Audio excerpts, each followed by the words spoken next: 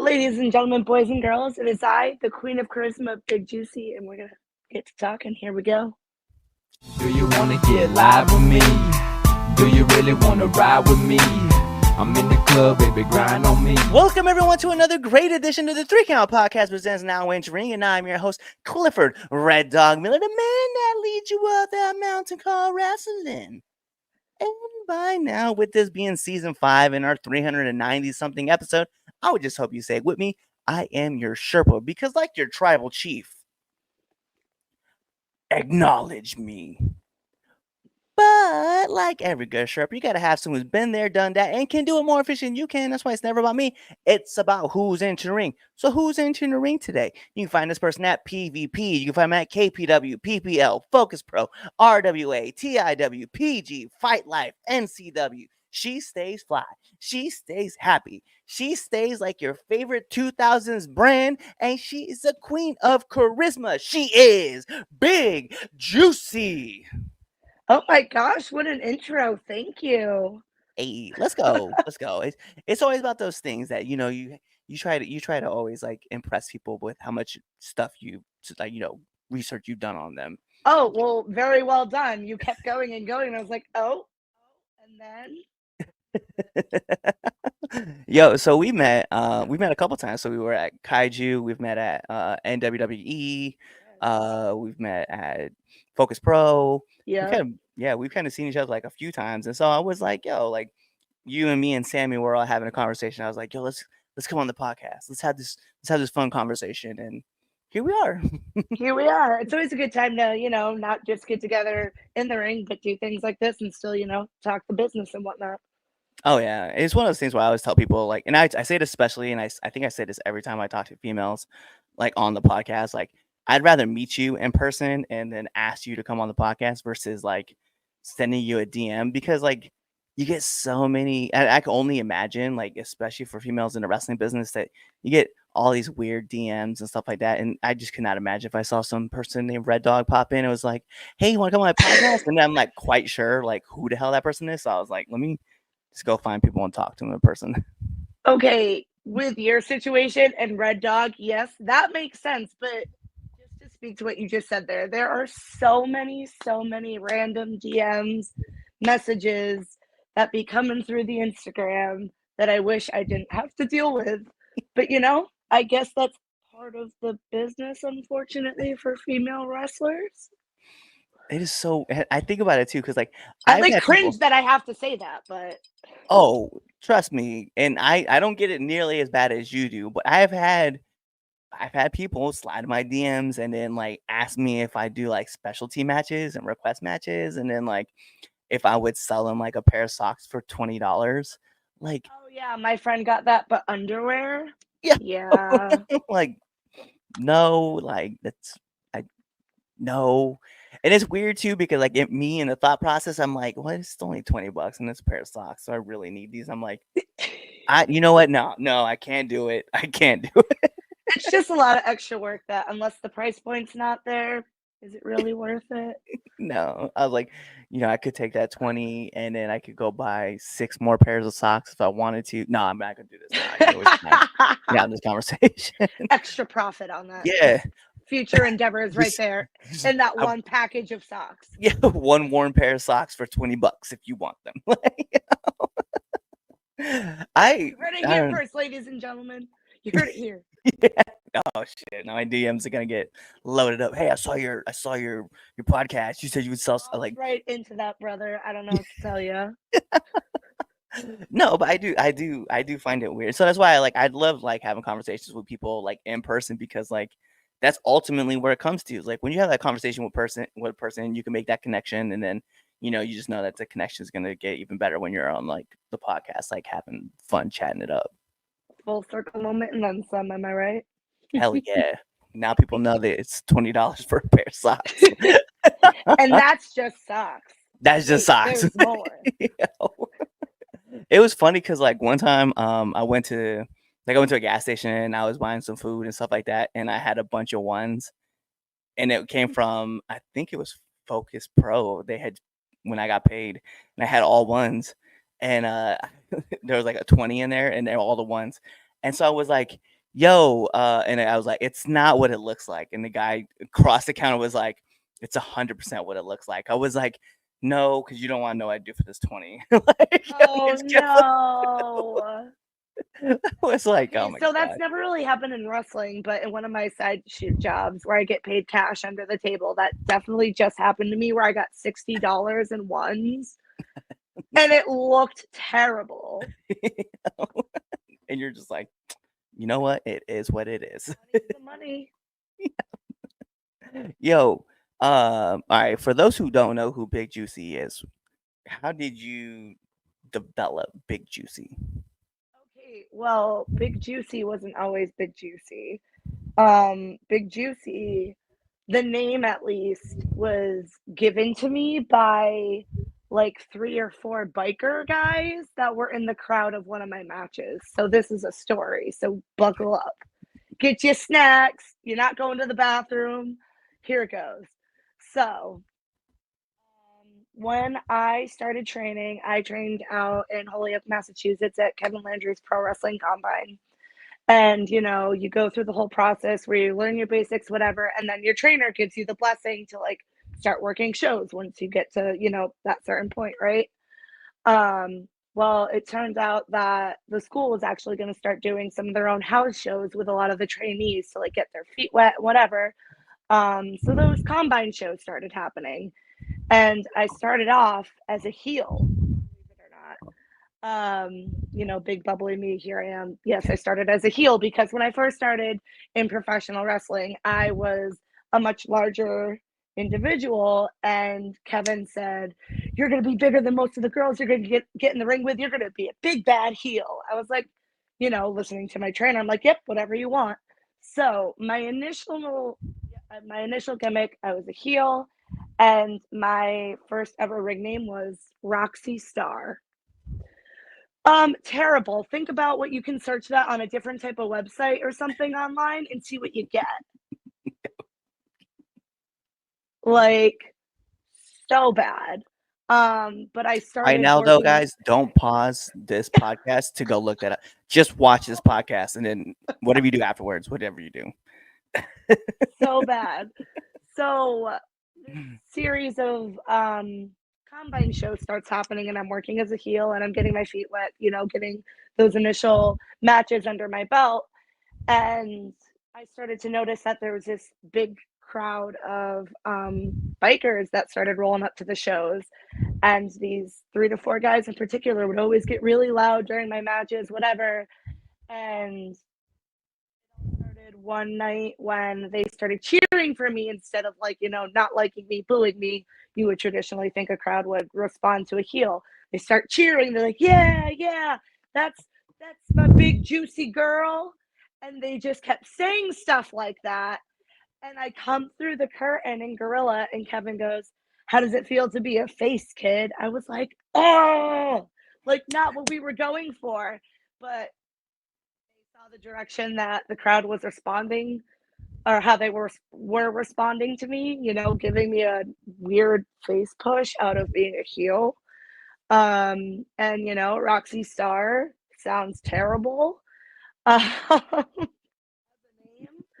So I took, the big juicy girl, and I just went with Big Juicy and gave it a juice, gimmick because, you could take that, and I kind of ripped off Popeye with his spinach, but that's how Big Juicy became Big Juicy in a nutshell. I got my name and gimmick, well, not so much the gimmick aspect, but the name and ring name from a group of bikers.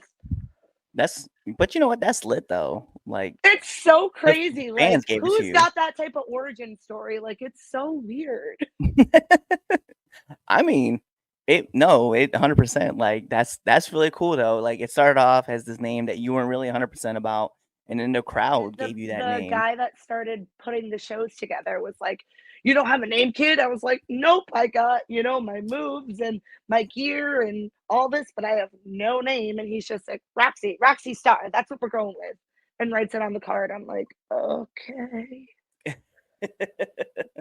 I'd be like, damn, I try to stay away from that name, but all right, guess we'll go with that one. But it I is funny panicked though. and I didn't know what to do. You know, it's funny though because like when I thought about when I got into, I always thought your trainer just kind of gave you your gimmick and like, Oh, really? yeah, I didn't know. Like, I guess like to me, and it's funny too because like when I started, I was 34 years old, right?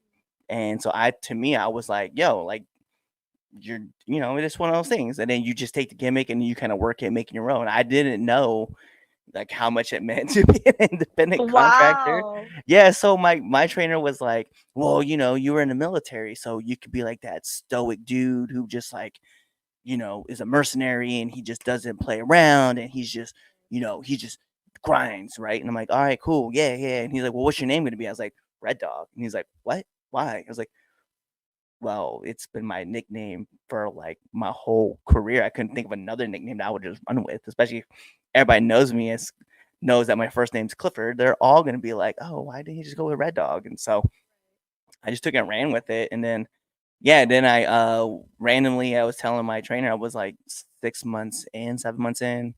I was like, yo, bro, I'm not really feeling this whole like stoic mercenary gimmick. And he's like, well, what would you do? And I was like, well, here's how I'll cut a promo. And then like I started cutting it the way I like cutting it. And he was like, all right, we're with that.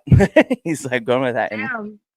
yeah, and then from the rest of the time, like I just started doing more like funny comedy based kind of stuff with like a mercenary gimmick. And then now it's even that's changed now to like a little bit Right. more like I don't know. My friends all refer to it as West Coast, like West Coast Red Dog is his new variant. West Coast. Yeah, so like the idea was originally that I wanted Red Dog to be like a multiverse kind of character. So like Mm. he has this serious stoic side of him where he's just like all about the mission. Then he has this fun, playful side, and then like you can find random sides of Red Dog where like currently right now is the West Coast Red Dog where he's just like really just all about like the hip hop scene and just a little more brash, more thuggish, I and could get behind that Red but Dog verse. he also has like cowboy Red Dog where it's like he's because real for people who don't know like and now you'll know this right I'm from Nebraska so like I have like my more of my accent will come out and like I'll just talk the way I normally talk and people are just like whoa that's so weird. That's wild. Fun fact of the night already. Like Yeah. 12 minutes in. What? Yep. Crazy. We've now talked about socks, bikers, and Midwest. Like that's how this podcast rolls. You never know what you're going to get, baby. And that's the spice of it. There it Yep, is. yep. It's a box of chocolates. But I guess like for me, where I want to know too is like what was the moment? What was the moment that you were like, I have to get into business. Like I got to do this. So I've always, for like a good majority of my life, been really into wrestling, watching it as a fan. I stumbled upon it as a kid, like randomly on TV, and I can't even remember who it was, and that sounds so bad, but I came across um, wrestling on TV. I was like, Dad, what is this? He's like, you didn't know this was a thing? I was like, no. And so we watched for a little bit, and from then on, I was hooked.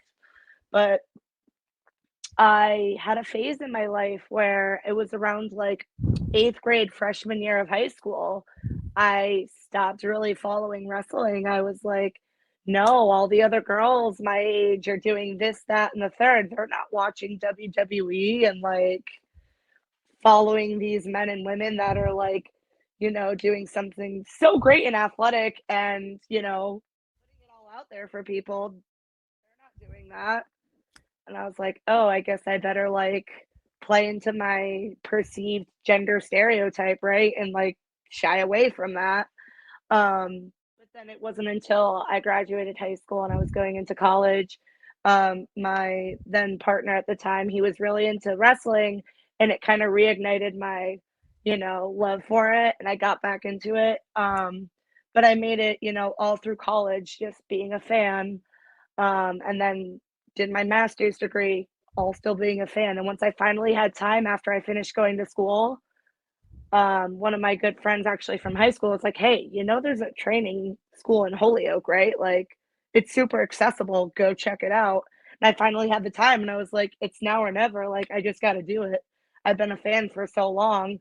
might as well try it. Like, worst case scenario, I don't like it, it doesn't work out for me, and I can say I tried, or I'm not going to regret it and love it. And I'm very glad that I took off for me, and it's something I really enjoy. And I'm able to do stuff like this now because I stuck to my guns and I did what I wanted to. It's something how you said it too, because I had that same moment when I was like trying to like figure out after I graduated. After I graduated college, I was like, I don't know what to do. Everybody's been asking me to do things, and I've done everything that everybody else has asked me to do, and I was like, I don't know what to do. I was like, and I love wrestling, and I've been a fan of wrestling forever. So I had that same moment where it was like someone told me about like some wrestling of the dark arts prior to being personally trained, right? And Mm. going to find a school. But once I found a school, like I was like, let's give it the old college try. And if it Right. doesn't work out, like say I had the same thing.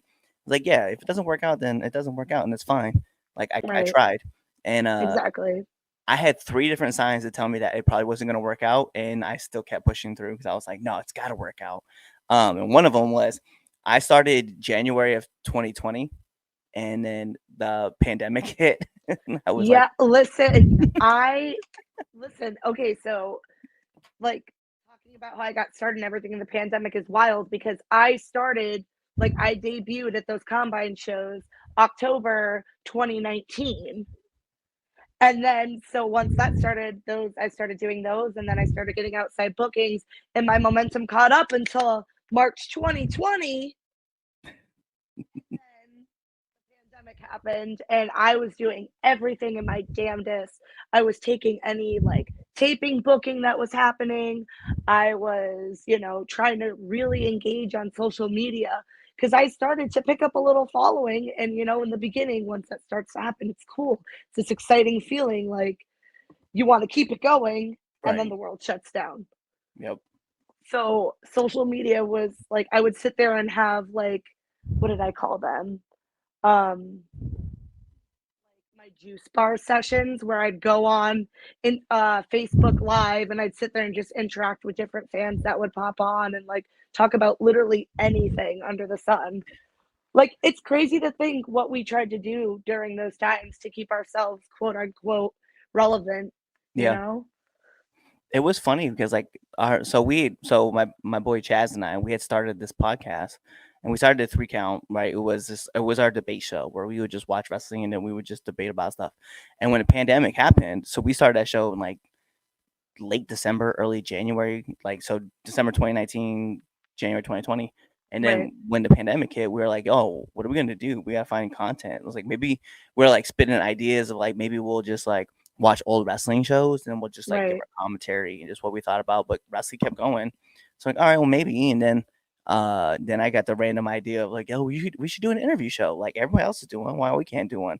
So we did it, and then all of a sudden I found another friend who was also doing a show called What's Up Wrestler.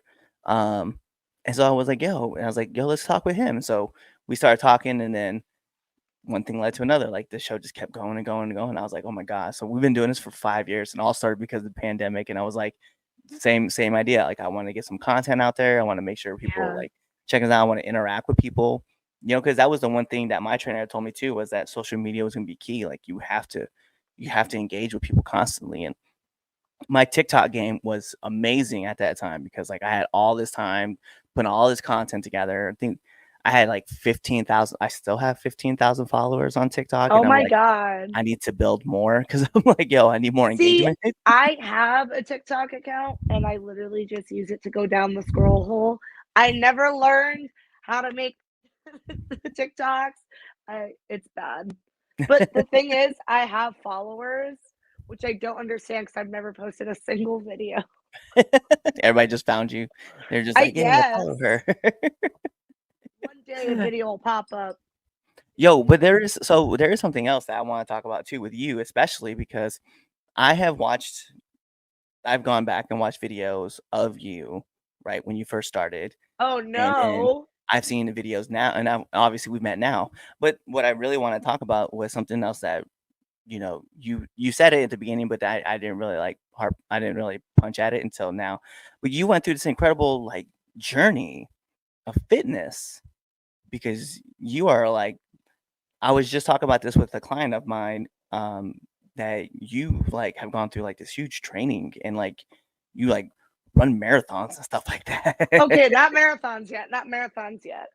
Oh, 10Ks, 10Ks. yeah, 10K. Um, Like you're running long distances that I'm not trying to run, but you're running those distances. those were for some good causes. But yeah, no, I always had a love-hate relationship with, my self-image, like my body, health and fitness, diet, like what you put into your body. Like it's always been something that's like been a struggle for me my entire life. I was always, like the bigger kid and like, not necessarily the one that like when it came to that age where all the boys and girls were looking at each other giving them the googly eyes. I was just like the funny friend over here. Um so yeah, that is like part of it all. But yeah, when I started in wrestling, I had gone through a significant moment in my life where I had previously, the first time, gone on a similar health and fitness journey and lost a bunch of weight, but then I gained it all back with a vengeance. So when I was starting in wrestling, I kind of was already not starting off on the right foot in terms of having my body be prepared for what I was about to endure.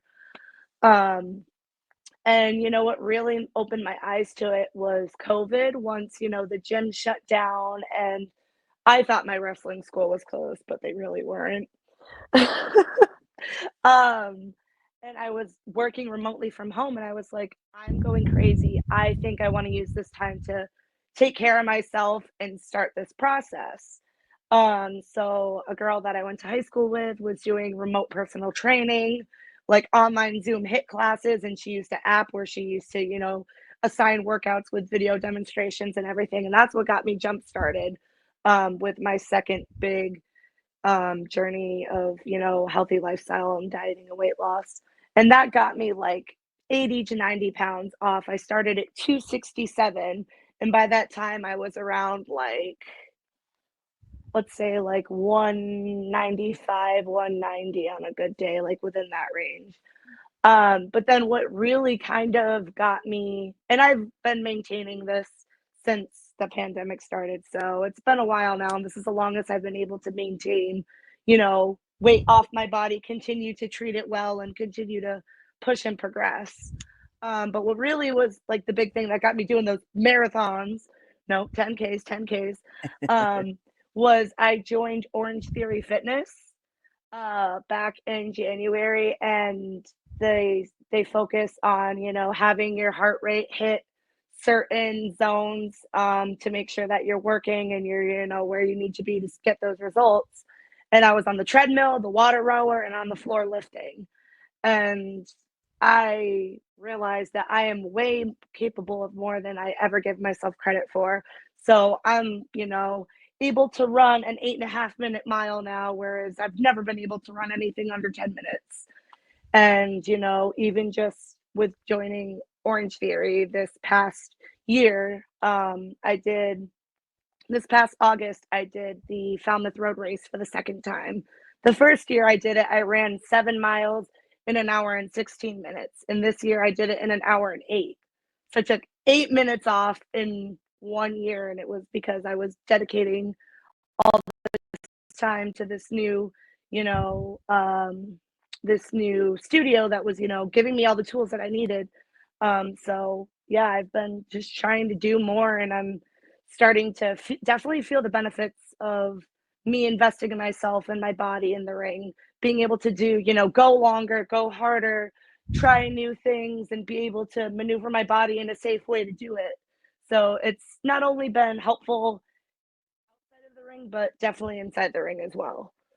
Yeah, it's a big thing. Like nutrition is a very, very important part of like getting healthy and like feeding Yeah. your body properly of like what it needs. And then also it's very important that you're obviously, like you said, you're especially for in the ring, you're putting in that cardio, and Oh yeah. you're in the gym learning how to lift properly, so that way you can learn how to like pick somebody up properly, and then Yeah, lift a human body.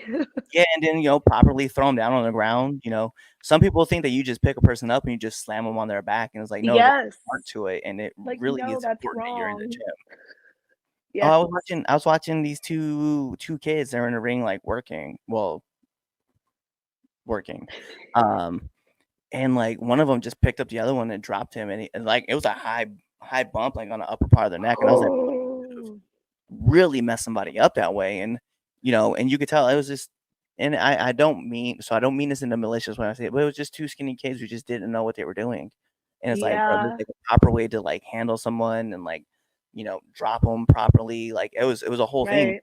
And even for me, when I first got into pro wrestling, like I had an idea because like I said, I played in the dark arts.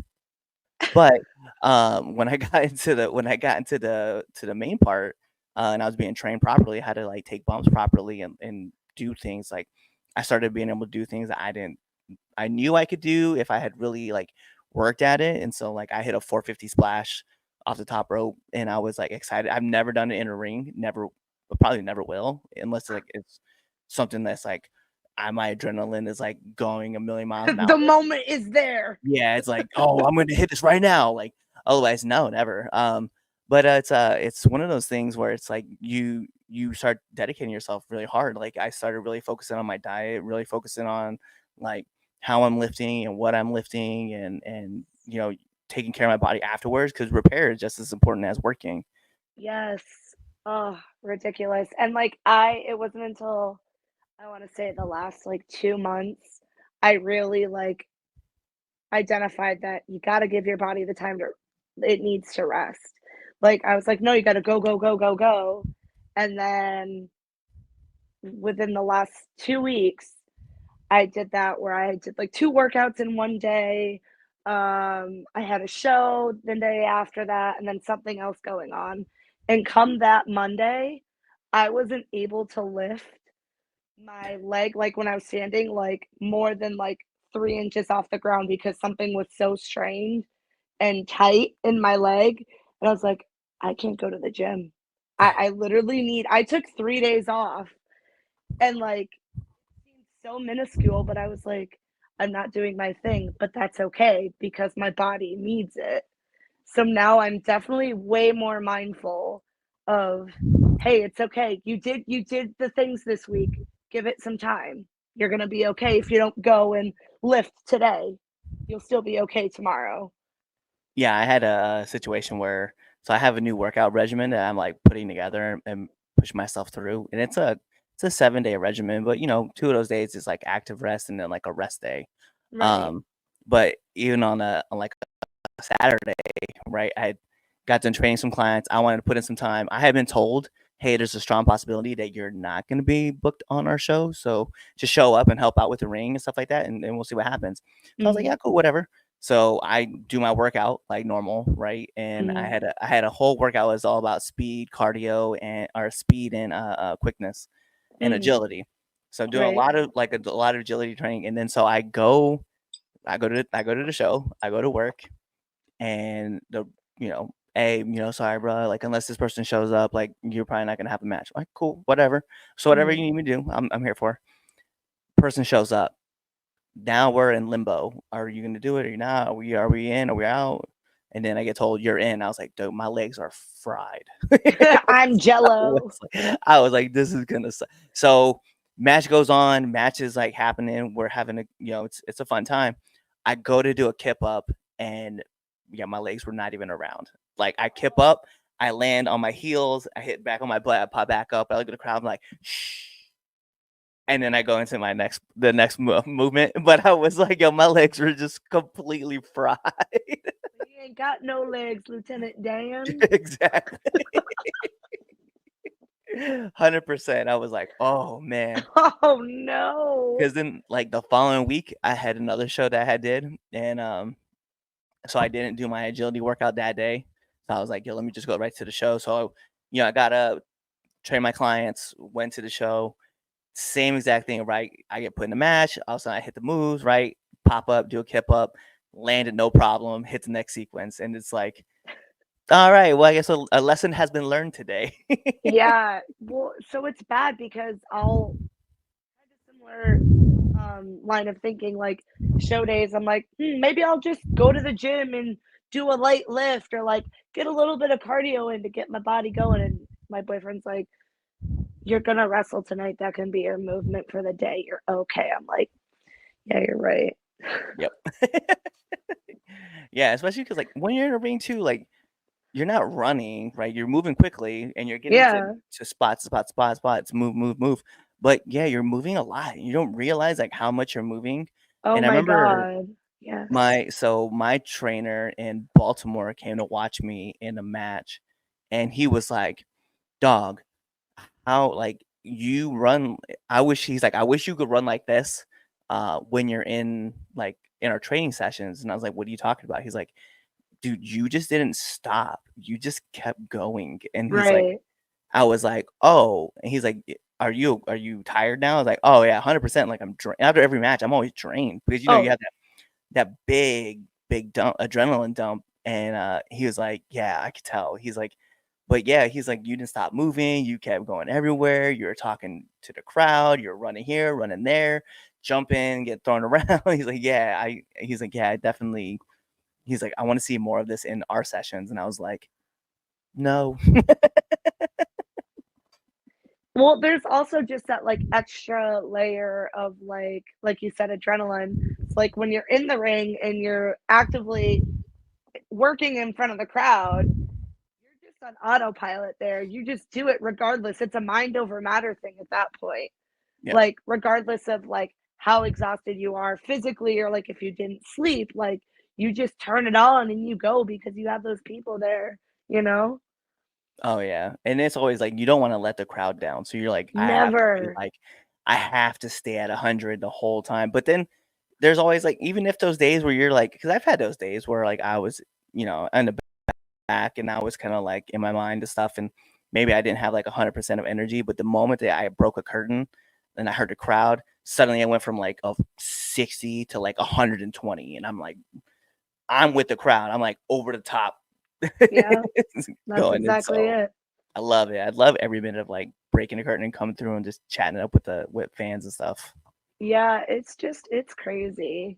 It there's no perfect way to describe that feeling. Like I feel like if it means something to you, you can't find those words because that's just how special it is. You know what I mean? 100%. And that may sound like cheesy and cliche, but I don't know. Like those types of experiences, and like when you can't describe something, it's just that special to you. So I don't know. 100%. It's I don't know. I've been through a lot of different, so it's funny because like a bunch of people ask me like, they're like, "Man, you seem like because I lived a bunch of different lives." I'll put it that way, like, from like Hmm. high school, college, the military, traveled all around, and then Right. getting into pro wrestling. So I've lived a lot of different lives, and it's like people see me and it's the same thing. It's just there's no feeling that I guess maybe one, right? Being a dad, like that might be the one I would be closest to. But even at that, it's a different type of special energy that you get from like coming through a curtain and just like Mm, enjoying what the crowd has. Like yeah. being in a family, like, yeah, I love my family. Like we always do it. When I get to the crowd though, it's like you hear I'm like, Yeah. yeah, they're cheering for me. And then I then do something stupid where I'll have to send you a video of when I busted through a curtain and there was like a bunch of like 11, year olds that were like all screaming for me. And I ran into the fans and I turned around and I was looking back at the entrance, like also cheering for the person coming. I was You're like, like, oh wait. where is he? I don't know. Oh, it's me. It was like, oh my god, oh my god, like just looking off. It was ridiculous, and my friends gift it because they're like, "This is the funniest thing I've ever seen." And yeah, I love watching match gifs. They're the best thing ever. 100%. I love it. Fogman's always got my back. Some sort of gift. Always. Hey, So I want to take this to another question before we jump into my favorite part of the Three Count podcast, and it is Oh, a question I love asking everybody who comes on the show, right? But it is, what's one of the hardest lessons you've had to learn being in the business? ooh. Um, I think my biggest thing that I've learned is that, like, and truly is I knew this in life in general, but I think I learned it more once I got into wrestling was comparison truly is the thief of joy because I had so many moments where I would compare myself to other people, not sitting here and seeing all the things that I was had actively going well or in my favor within my journey in wrestling. So like I'd be like, oh well, so and so is getting booked at this promotion and that promotion, and I've worked with like I've been on the like different shows with that person. Why aren't I getting looked at? Instead of like, what can I be doing to better myself to get more noticed or these different things or like seeing what I had actively going for me in that present moment, whenever it was. Um, Everyone's gonna do what they need to do in their own time, and that's kind of just like a bigger thing in life in general. But like in wrestling, like you're only gonna get what you want out of your career, what you put into it. So I was just, I was very hard on myself and thought that things were gonna happen faster within like the first 2 years of my career, I would say. Um, because it just, it's been about 5 years now as of last week, which is crazy to say out loud. Um, but I just, I think I just need to be more patient with myself and allow myself to go through the process to get where I needed to be. And I was going to find my way there regardless, one way or another. I just needed to do it and let it unfold on its own rather than trying to speed up the process. Yeah, I think I'm in the same boat too because I'm coming up on my 5th year as well. Like in Mm-hmm. January, I'll hit 5 years, and I when I first started, I had the fortunate of misfortunes, I should say, because like I started in the pandemic, Mm-hmm. and I think I only had like 4 matches that year, right? Which my trainer told me, he's like, that's a lot, like especially with what's going on with the pandemic and stuff. And I remember the following year, for 2021, I think I had like 17 matches. And I was like, okay, well, start builds momentum. Then Mm-hmm. in 2022, I think I had 39 matches, 40 matches. And then the following year, I had like 22 because I had moved from Maryland to Massachusetts. Mm-hmm. Um, but what was funny about it though was I never I got upset at a couple times with a couple different promotions because I had been told like, hey, like we're gonna put the title on this person and not that person. I'm like, well, why? And I've always asked those questions like, why would you what? I'm like, but I'm doing that. Like I'm doing way more than that person. I'm like, I've been to this place and that place and this place. Like, what you mean you're putting on the one person who works the one show, you know, around here? Like, it doesn't make no sense to me. Mm-hmm. And like I remember getting upset because I was like, they're not even doing anything. Like, and I used to get mad about that stuff. And finally I was like, you know what? It doesn't even matter. I was like, because I'm having fun. I'm wrestling every Right. weekend. I Right. enjoy what I'm doing. I was like, I need to just keep my blinders on and just keep running my race because whatever these guys are doing in their world is whatever they're doing in their world, and Yeah. they don't matter to me. Yep. And it's crazy because yes, everyone wants to be known and put themselves out there and everything. And that's the true marketing business side of this, right? Um but it, just do this. I mean, yes, you want to be successful and people want to profit out of things and this, that, and the third. But if you don't love doing this at the end of the day, then you shouldn't be doing it. Or your heart's in it for the wrong reasons. Yeah, So 100%. Because we all got into this for we all got into this for one reason, right? We all loved wrestling. That's exactly. what it was. That's what we got into it for. I mean, sure, you can be like, well, my dream was to main event WrestleMania. Yeah, but it started with a love of wrestling, and that's what Right. you really wanted You to were a do. fan at the end of the day in the beginning. Yeah. That's what you were. That's how And we all started. now you're just a fan who knows how to take a bump. Yeah. It is what it is. Like I was listening. Listen, so I did a seminar with Rich Swan, right, and Dwayne Gilbert was there, and I love Gilbert. He's the coolest dude ever. And he said it too. He's like, okay, cool. So you got in and you got to wrestling. So you were a mark. And then you became a smart mark because you actually take bumps. He's like, Yep. but now you're not he's like, but the real reason you got into all this is because you probably saw Shawn Michaels throw a super kick, or you saw Mhm. um The Rock do his eyebrow or drop an elbow, and that's what you wanted to do. So you used to practice those moves on your siblings, or you used to be the person Yep. that got those moves practiced on you. He's like, but now here you are. Here you're doing your dream. You're living it up. Mhm. And he's like, there'll be opportunities that come your way, and you can enjoy those opportunities. But not every person is meant to be like the head person at WrestleMania. Yeah. He's like, and that's okay because you didn't get into this to be that guy. You got into this because you wanted to be like this guy.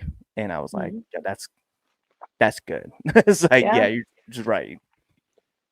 It was a I great love lesson that. there. We're just a bunch of smart marks now, pretty much. Yeah, so you just learned to take a bump. Cool. Like that's what you did. Yeah. Sick. I learned how to fall down. Wee. I learned how to throw myself on the ground. So if I ever decide to throw a temper tantrum properly, I can just do that when I No, want to. listen, I'm no real life application of how learning how to find your fall real fast saved my ass. I have like 4 steps going down the front of my apartment, and it was real icy one winter, and I lost my footing on the last step, and I just found a bump, and I threw myself towards the snow instead of eating it on the concrete. So, I had one of my first mentors. He was walking down a hill, and it was icy, and he slipped and he fell. He hit the bump, and he instantly reacted like he was selling it. And then he was like, "Oh no, no, no! I'm glad I hit the way I did, but I really am hurt now because oh he no, said I did a proper bump. He's like, it saved my life." But then I realized it's like, oh, I can't sell this because so I really am hurting. hurt. I swear, sometimes it's a blessing and a burden knowing the things that we know. Oh yeah. I was like, well, people laugh at me at my work because like I'm a personal trainer, and I literally will set like the boxes are soft boxes, and I'll just Yeah. run and just do a back bump on them. Like we have a 6-inch one, I just run and do a back bump, and they're like, "Doesn't that hurt?" I was like, "Yeah, but I'm okay." I just get up and just Oh go about my no. business. I did Well, the only one I refuse to do it on, and I don't know why, because I do it anyway. Is we have a 3-inch pad, and I refuse to take a pump on it, but I'll do it on a 6 or a 12, but I just refuse to do a 3. And we do it on like an inch one, like a 1-inch pad. That's what we throw that ourselves like on. yeah, Yeah, I know. That just further like condenses the second you step on it. yeah, I know, it's crazy. So like it's funny because like my shoot life, I work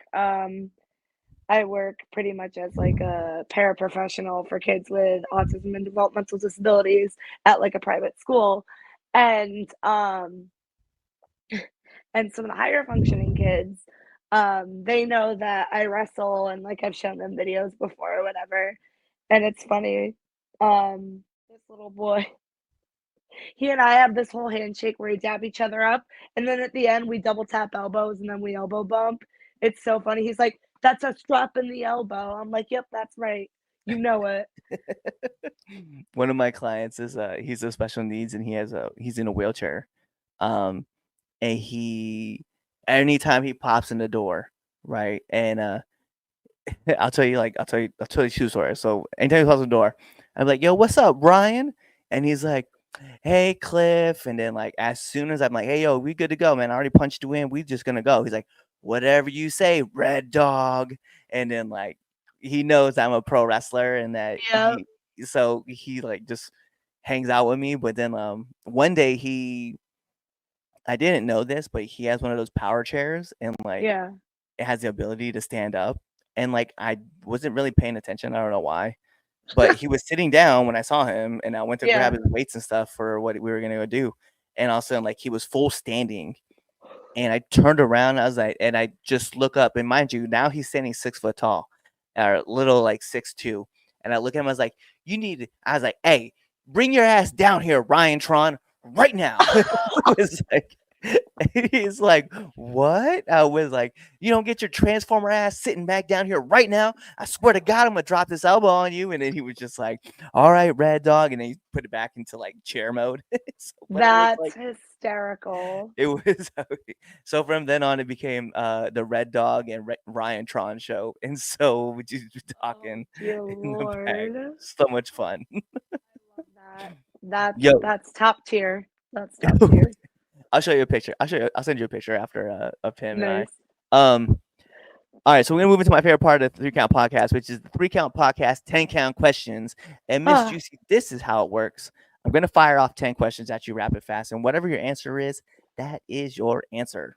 okay. Yikes. So we're gonna put on I the didn't imagine. study for this. Yep, no one does. So we're gonna put on the imaginary timer for added pressure. Bing. And in words of my favorite commentator, Mike Goldberg, here we go. SmackDown or Raw? Raw. Favorite movie? Dirty Dancing. Let's go. Never seen.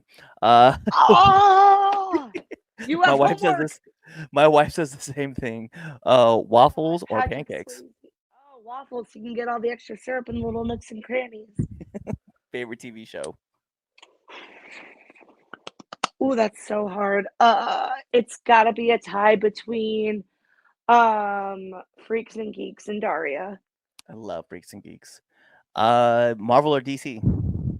Ooh, Marvel. Favorite cartoon? Ooh. Wow, this is a hard one. I mean, Daria is a cartoon, Sorry, is a cartoon. but I'm not gonna give that answer. I am going to say Kablam. It's a good one. It's a great show. Apple or Android? Apple. Favorite podcast? This one. That's right. It's not like we have this thing marketed right over there or all up here. Nominate one person that you want to see on this podcast. Ooh, one person I want to see on this podcast. Who is on this podcast that I want to see? Who hasn't been on? Who would I want to nominate? That is a great question. Ooh, just because I was talking to him earlier today and he's on my mind. AJP. Definitely. We'll have to reach out. We'll bring them on the show. Last but not least, my favorite question to ask every single person who comes on this podcast. Favorite curse word? Ooh, I've been getting really. I mean, it's not creative, but my go-to is fuck stick. I like that a lot. When you could throw words together to make a I new love curse making word. like little combos. You got to get creative Yep. because there's only so many basic, staple curse words. Yep. And 100%. like there are some that you only say for certain occasions when people really like deserve it. But everyone can read my mind on that one. You all know one person that you said it to once or twice. 100%. I always just tell people right to the face. See you next Tuesday. There it is. But more importantly, those are all my questions I have for you. So the last thing I need for you to do is to let our listeners and our viewers know where they can find you. Oh, you can find me on the Facebook, the Instagram, and the X slash what used to be Twitter. I still call it Twitter all the freaking time. And the hashtag and handles all the same. It's Big Juicy, and Juicy has 3 Y's in it because Juicy with 1 was taken. So I just kept adding a couple Y's until it verified and said this is available. Boop. Gotcha. That, well, she gave you all the handles. She told you where you can find her. So you know what that means. Like every great part of a wrestling match, we got to take this home. Because this is the 3 Count Podcast presents Now Entering. And I'm your host, Clifford Red Dog Miller, the man that leads you up that mountain called wrestling. And like every good Sherpa, it's not about me. It's about who's entering. So who's entering? You see her right there. Big Juicy. And you guys know what to do. Tune in to the next episode and be there. Or you're legitimately following us on all of our social media platforms. You're subscribed to our YouTube channel. You're checking us out on Spotify. You're listening to us on Amazon Music. You're even checking us out on that dumb app with the stupid jingle that goes, iHeartRadio, or whatever it is. You're checking out all of our merch on foryourwear.com or on prowrestlingtees.com. You're telling your mom about it, your dad about it, your aunties, your uncles, your brothers, your sisters, your cousins, your best friends, your enemies, because we love haters too. You're doing all that stuff, or you're really just kind of waiting for this episode to end. You're waiting for the outro, and then you're choosing another episode to listen to. Kawaii. What's up? It is your friendly neighborhood Red Dog, and thank you for checking out this episode of the 3 Count Podcast. Whether that was Chaz Friends, Red Dog Friends, Damien Friends, The Films Lounge, Now Into the Ring, Now Entering 201, or Now Returning to the Ring, all those good episodes, you should really be liking, commenting, and even sharing this with your friends, family, whoever it may be. But what you all should be doing is checking us out on all of our social media platforms at 3 Count Pod, whether that's on IG, Twitch, you check us out on Threads, whatever it may be. And if you go check us out on X, it is 3count_pod. Check us out on YouTube, as well as Facebook, on Rumble, on Apple Music, on Spotify, all those fun things. Tell your mom about us, your dad about us, your aunties, your uncles, your brothers, your sisters, your cousins, and your best friends and your enemies, because we love haters too. Do all that stuff, and then, last but not least, buy our merch on foryourwear.com or prowrestlingtees.com. Kawaii.